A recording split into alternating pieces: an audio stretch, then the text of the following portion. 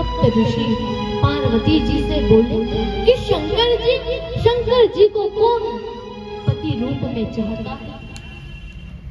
अरे हमने उनका जैसे न तैसे एक बार विवाह कराया था, ना तो बेचारी को खाने को मिला, न पीने को मिला, न पहनने को मिला।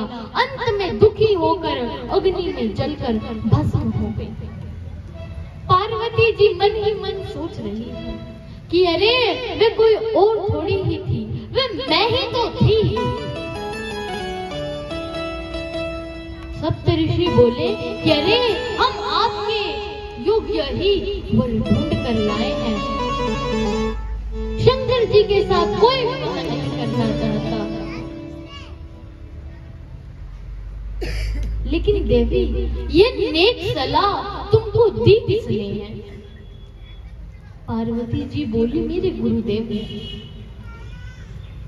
सप्त ऋषि बोले तुम्हारे गुरुदेव कौन है? पार्वती जी ने कहा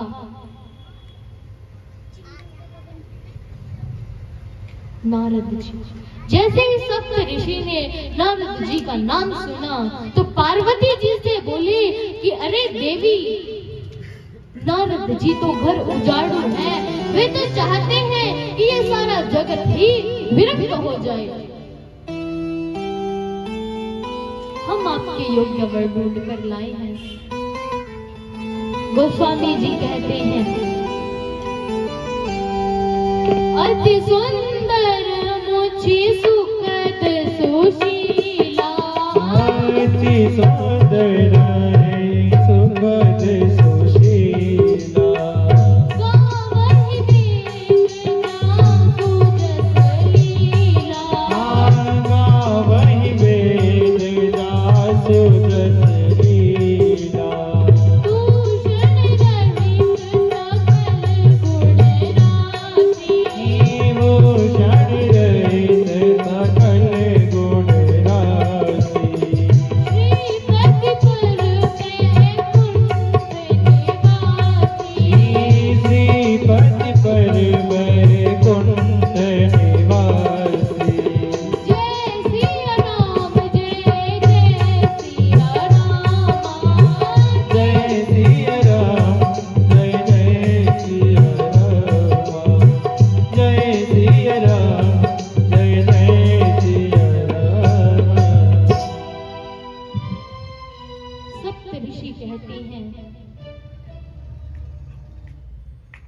देखिए जो अति सुंदर है, सुखद है, सुशील है, वेद जिनकी महिमा गाते हैं, बैकुंठ में जिनका निवास है, सुबह शाम जिनकी आरती होती है, गांव गांव जिनकी कथाएं होती हैं, लक्ष्मी जी के जो पति हैं, ऐसे भगवान विष्णु से हम तुम्हारा विवाह कराएंगे।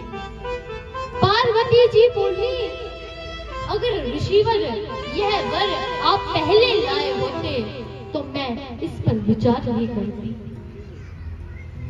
लेकिन अब तो मैंने शंकर जी की मोहिनी मूर्ति अपने हृदय में बसा ली है।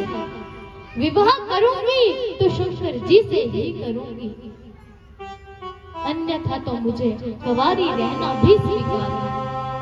और मैं कोई एक जन्म की प्रतिज्ञा लेकर नहीं बैठी, मैं तो जन्म आजन्म जन्मांतर जब भी विवाह करूंगी शंकर जी से ही करूंगी, अन्यथा तो मैं कुंवारी रहना स्वीकार करूंगी।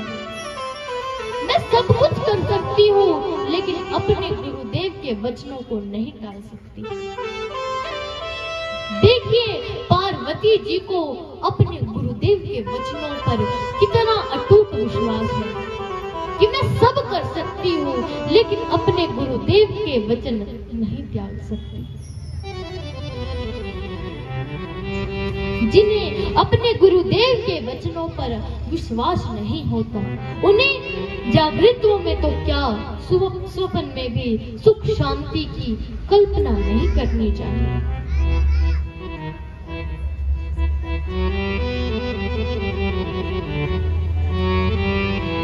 पार्वती जी को तो इतना विश्वास है गुरुदेव के ऊपर। सभी देवता शंकर जी के पास जाते हैं। शंकर जी की समाधि खुली, यह सूचना सुनते ही देवता आते हैं। नहीं तो देवता कभी किसी के पास नहीं जाते। शंकर जी कहते हैं, गोस्वामी जी बताते हैं, पृथक पृथक तिन्ह कीनी प्रशंसा, पृथक पृथक तिन्ह कीनी प्रशंसा, भय प्रसन्न चंद्र अवतंसा, भय प्रसन्न चंद्र अवतंसा, बोले कृपा सिंधु वृषकेतु, बोले कृपा सिंधु वृषकेतु, कहु अमर आने के हेतु, कहीं अमर आए के हेतु। जय सिया राम जय जय सिया राम, जय सिया राम जय जय सिया राम, जय सिया राम जय जय सिया राम। शंकर जी के पास देवता आ जाते हैं। शंकर जी जानते हैं कि अकारण देवता कभी भी कहीं आते जाते नहीं हैं। अवश्य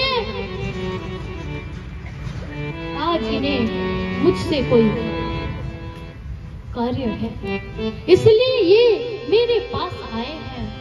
शंकर जी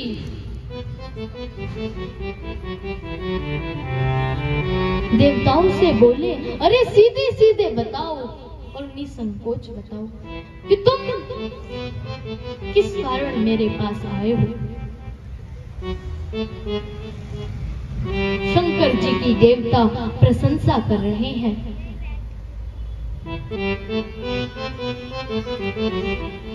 देवता सीधे सीधे नहीं बोलते, क्योंकि स्वार्थी कभी भी सीधे सीधे नहीं बोलता, बड़ी घुमावदार चिकनी भाषा बोलता है। ऐसा नहीं कहा कि तारकासुर ने नाक में दम कर रखा है, आप विवाह करें तो आपका पुत्र तारकासुर का वध कर सके। ऐसा नहीं बोले। क्या बोले कि बहुत दिन हो गए हैं, कैलाश में किसी का विवाह नहीं हुआ, बारात में जाने का सुअवसर हमें नहीं मिला। आप विवाह करें तो आपकी बारात में जाने का हमें सुअवसर मिल जाएगा। इतना कहकर देवता चले जाते हैं और अब शंकर जी शांत चिंतातुर बैठे हैं। भृंगी नाम का उनका एक गण था। भृंगी ने पूछा कि महाराज आप आज चिंतातुर कैसे? शंकर जी बोले, अरे चिंता तो स्वाभाविक है, आज दूल्हा बनकर जाना है, लेकिन हमें तो यही मालूम नहीं कि दूल्हा कैसे बना जाता है।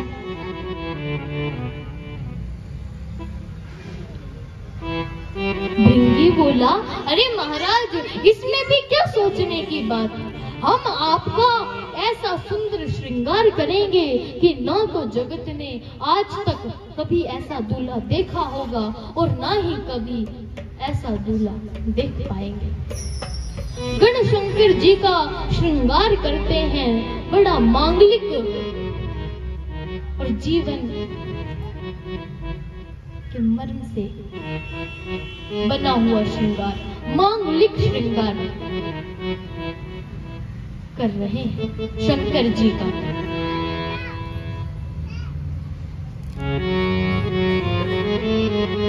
गणों ने सुना था कि दूल्हे के सर पर मोड़ भी बांधा जाता है। अब इन्हें ये नहीं मालूम कि कैसे बांधा जाता है। अब एक शंकर जी का गण दौड़कर जंगल में गया। अब बाजार में तो कहाँ जाए, भूत प्रेत जो ठहरे। जंगल में गया, लंबा सा नाग पकड़कर लेकर आ गया, लंबा सा काला नाग शंकर जी के माथे पर बांध दिया। इन्होंने सुना था कि दूल्हे की देह पर भी कुछ मला जाता है। अब काला मला जाता है या पीला, इन्हें यह मालूम नहीं। उसी समय शमशान में जलने के लिए एक चिता आई थी।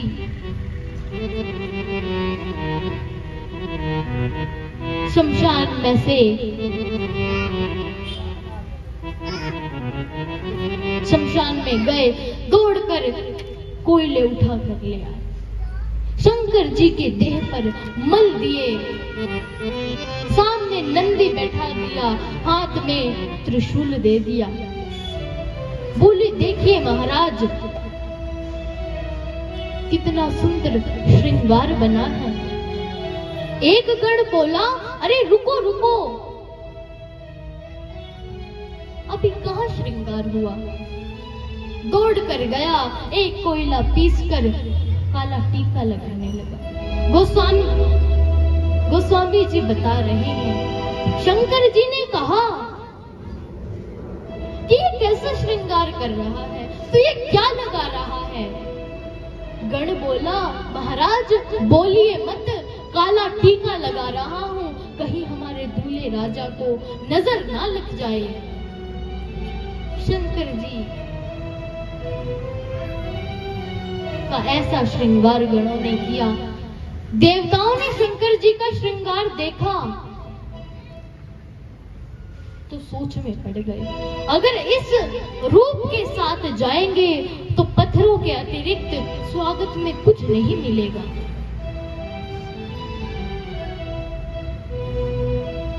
ब्रह्मा जी के पास गए, बोले अरे आप ही कोई उपाय निकाले, आप ही शंकर जी से कुछ कहें। ब्रह्मा जी बोले मैं क्या कह सकता हूँ, अगर मैंने शंकर जी को कहा कि हम आगे आगे चलते हैं, आप पीछे से आ जाना, तो शंकर जी नाराज हो जाएंगे।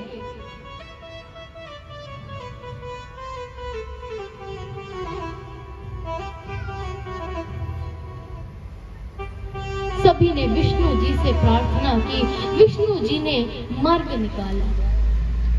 शंकर जी के पास गए, बोले महाराज बारात बहुत बड़ी है, व्यवस्था बिगड़ जाएगी, हम सभी अपने अपने समाज के साथ चलते हैं, आप अपने समाज को लेकर आ जाना। शंकर जी मुस्कुराने लगे, विष्णु जी बोले मुस्कुराइए मत, आप अपने समाज को संभालिए। सभी देवता अपने अपने समाज को लेकर निकल गए। शंकर जी अपने समाज के साथ पीछे बैठे हैं। गणों ने शंकर जी से कहा कि शंकर जी दूल्हे राजा तो आप हैं, आगे आगे तो आपको जाना चाहिए था, लेकिन बारात ही आगे आगे। शंकर जी बोले कि यह सब सम्मान के भूखे हैं, सम्मान का भूखा आगे आगे बहुत दौड़ता है, और कई बार तो लोग फोटो खिंचवाने के चक्कर में नेताओं को भी पीछे धकेल देते हैं। शंकर जी तो आराम से बैठे ही थे, इतने में शंकर जी को याद आ गया, भृंगी से बोले कि भृंगी अपना शंख तो फूंक, संसार के मृगटों में जितने भी भूत प्रेत पिशाच हैं उनमें यह सूचना कर दे कि मालिक की बारात में जाना है, अपने मंत्रों की शक्ति से वे दौड़ दौड़ कर यहाँ आ जाए। जैसे ही भृंगी ने शंकर जी के कहने पर शंख फूंका तो संसार के मृगटों में से भूत प्रेत पिशाच लाखों की संख्या में हा हा हू खी करते दौड़े चले आ गए। अब शंकर जी अपनी निजी समाज के साथ जा रहे हैं।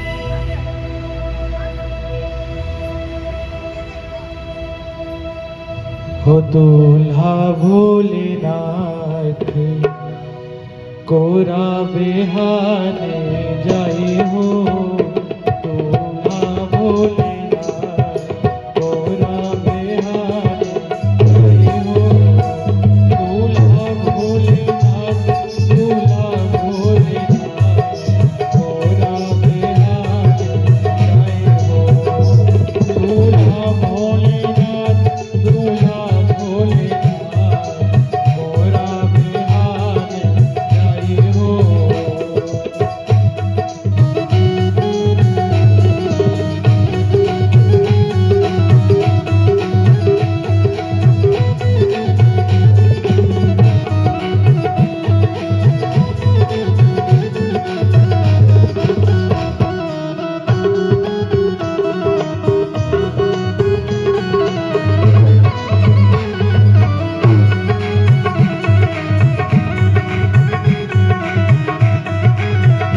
दूल्हा भोलेनाथ दूल्हा भोलेनाथ दूल्हा भोलेनाथ दूल्हा भोलेनाथ गौरा बेहाने जाए हो, गौरा बेहाने जाए हो।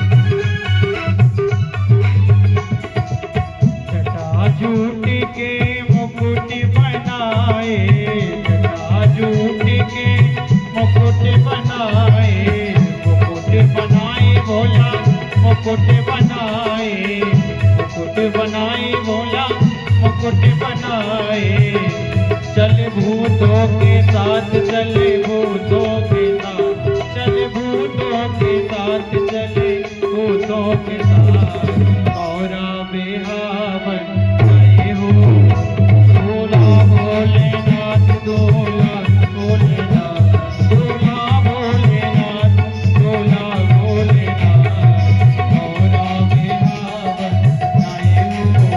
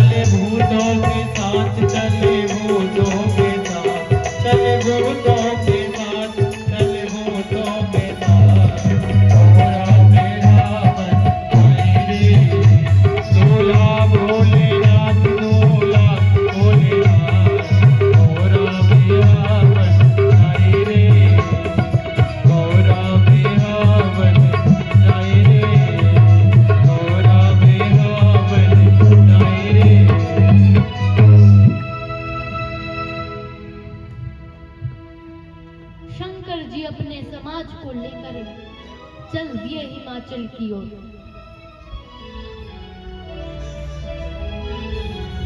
अब जो भी बारात को देख रहा है वही देखकर मुख फेर रहा है कि अपशगुन को कौन देखना चाहेगा।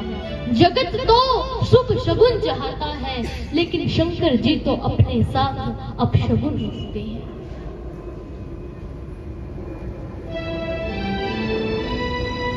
जो भी बारात देख रहा है वापस अपने घर में जा रहा है। इधर पार्वती जी को आशीर्वाद देने के लिए सारे पहाड़ पर्वत वृक्ष नदियां हिमाचल में आई है।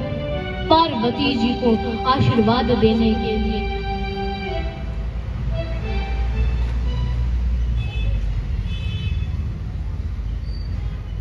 अब गांव में बूढ़े जवान बच्चे सज धज कर घूम रहे हैं कि मालिक के यहाँ आज बारात आनी है। अचकन पहने, चश्मा चढ़ाए, जूते पहने, पगड़ी बांधे घूम रहे हैं। जैसे गांव की सीमा पर बारात की अगवानी के लिए कुछ गणमान्य नागरिक जाते हैं, ऐसे ही हिमाचल से भी कुछ गणमान्य नागरिक हाथ में हार लेकर गांव की सीमा पर बारात का स्वागत करने के लिए जाते हैं। अब सबसे आगे भगवान विष्णु का विमान था। भगवान विष्णु का स्वरूप तो मोहिनी स्वरूप है। जो भी बारात देख रहा है बस आपस में एक ही चर्चा कर रहे हैं कि हिमाचल जी भले ही बूढ़े हैं लेकिन वर बहुत सुंदर ढूंढ कर लाए हैं। लेकिन एक बूढ़े से रहा नहीं गया, पहुंच गया भगवान विष्णु के पास। बोला, क्यों सरकार, दूल्हे राजा आप ही है ना? भगवान विष्णु बोले, नहीं सरकार, हम तो एक साधारण से बाराती हैं। इतना सुनकर बूढ़ा तो नाचने लगा, कहने लगा, जब बाराती ही इतना सुंदर है तो दूल्हा कितना सुंदर होगा। विष्णु जी बोले, कोई बात नहीं, चिंता मत करो, जब भगवान शिव आएंगे तब देखता हूँ कौन कितनी समय तक यहाँ पर ठहर पाएगा। एक एक करके सभी देवताओं का स्वागत हुआ। सबसे पीछे शंकर जी का अपना निजी सेवक समाज, भूत प्रेत, इन्होंने शहर के जैसे ही मोटे ताजे लोगों को देखा तो ऐसे झपटे खाने को कि लोग डर डर कर हार छोड़कर भाग गए, पगड़ी छोड़कर भाग गए। किसी ने स्वागत नहीं किया। बच्चे अपनी माँ की गोद में जाकर छिप गए। बोले, मम्मी मम्मी, दरवाजे लाइटें बंद कर लो, भूत प्रेत आ रहे हैं, खा जाएंगे। अब माताएं बच्चों को समझा रही हैं, कह रही हैं, अगर राजा साहब ने सुन लिया तो हम सभी को जेल में बंद कर देंगे। बच्चे कह रहे हैं, राजा साहब तो जब किसी को जेल में बंद करें जब उन्हें कोई यहाँ जीवित मिले। किसी ने स्वागत नहीं किया। भूत प्रेतों ने स्वयं ही अपना स्वागत कर लिया। हार उठाकर पहन लिए, पगड़ी बांध ली, चश्मा पहन लिया, अचकन पहन लिए, जूते पहन लिए। जब बिना नंबर के जूते, बिना नंबर के चश्मे, धरती आसमान एक दिखाई देने लगा, जूतों से गिरने लगे, रक्त बहने लगा। बिना रथ के घोड़ों को बिना खींच खींच कर ले जा रहे हैं।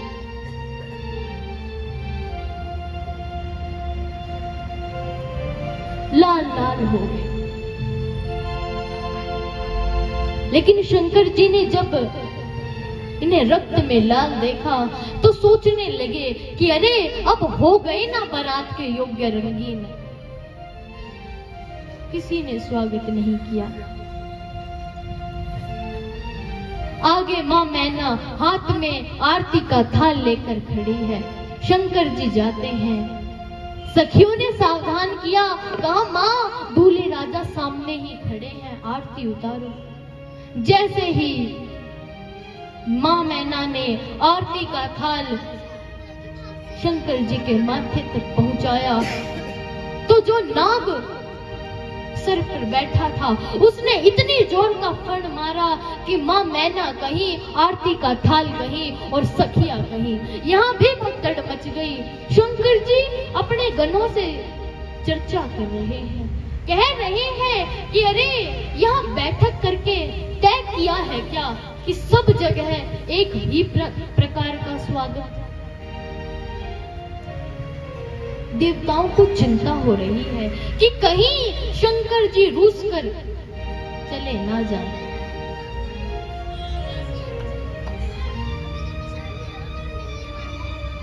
क्योंकि दूल्हे के रूठने का बड़ा भय रहता है।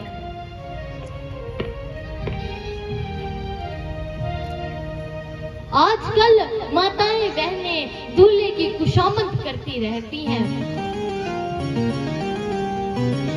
कि भैया चाय पी लो, नाश्ता कर लो, लेकिन दूल्हा तो अकड़ में रहता है। इधर मां मैना पार्वती जी को गोद में लेकर रो रही है, नारद जी को गालियां दे रही है, कह रही है कि इस बहोरे के लिए तूने मेरी बेटी से इतना कठोर तप करवाया। जब बोलते बोलते मां मैना थक गई, तब नारद जी बोले, कहा मां, अगर आज्ञा हो तो एक बात पूछूं।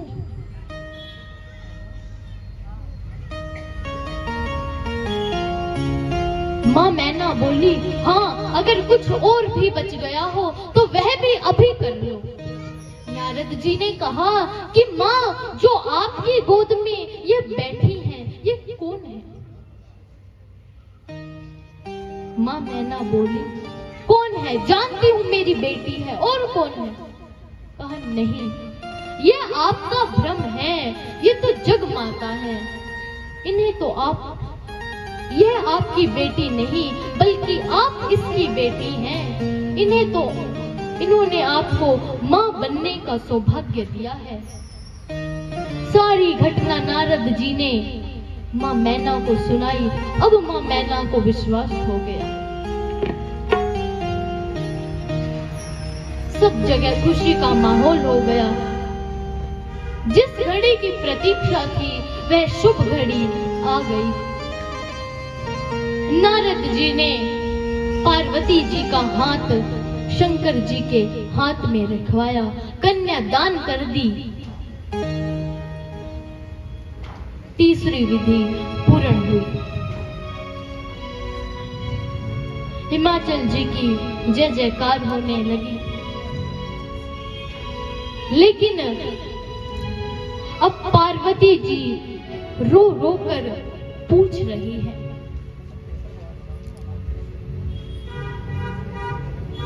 जिस समय पार्वती जी रो रो कर पूछ रही हैं,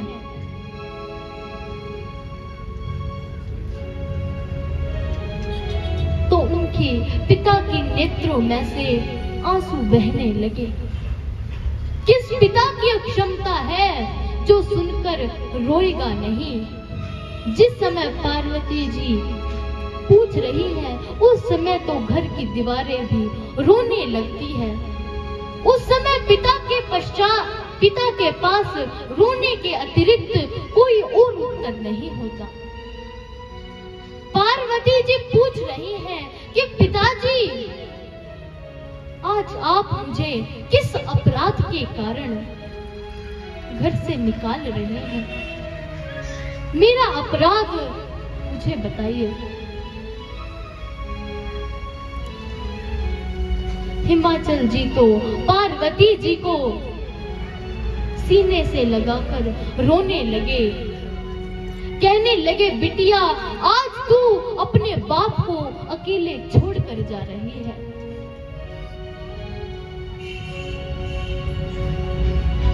हमारा सूना भवन तो आज भी सूना ही रह जाएगा। अब मैं किसे बेटी बेटी कहकर पुकारा करूंगा? आज हिमाचल जी अपने काबू में नहीं है, अपने आप को संभाल नहीं पा रहे, रो रहे हैं। पार्वती जी को चिंता हो रही है, मेरे पिताजी को क्या हो गया? अपनी माँ से बार बार निवेदन कर रही है, माँ पिता को संभालो, माँ पिता को संभालो। मुखड़ा सदा ही तेरा फूलों सा मुस्कुराए, मुखड़ा सदा ही तेरा फूलों सा मुस्कुराए, मुखड़ा सदा ही तेरा फूलों सा मुस्कुराए। ये दुआ है हमारी, ये दुआ है हमारी, तुझे कोई दुख ना आए, मुखड़ा सदा ही तेरा फूलों सा मुस्कुराए, मुखड़ा सदा ही तेरा फूलों से मुस्कुराए।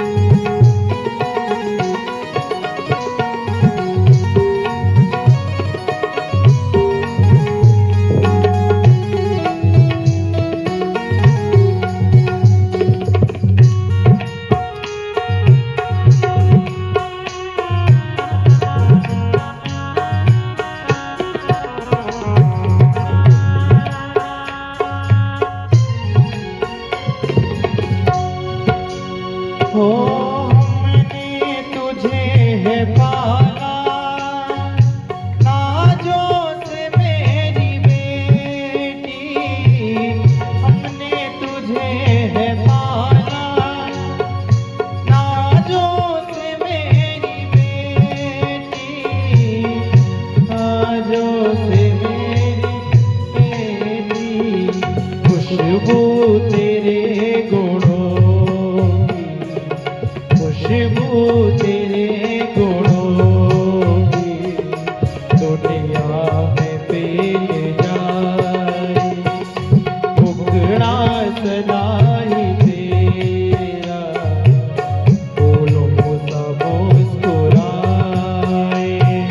ये दुआ है हमारी, ये है दुआ हमारी, तुझे कोई गम ना आए, मुखड़ा सदा ही तेरा फूलों सा मुस्कुराए, मुखड़ा सदा ही तेरा फूलों सा मुस्कुराए।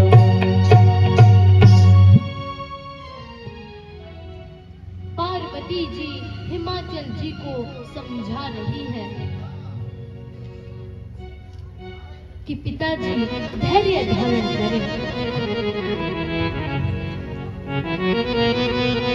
सेवकों ने हिमाचल जी को पकड़ रखा है, समझा रहे हैं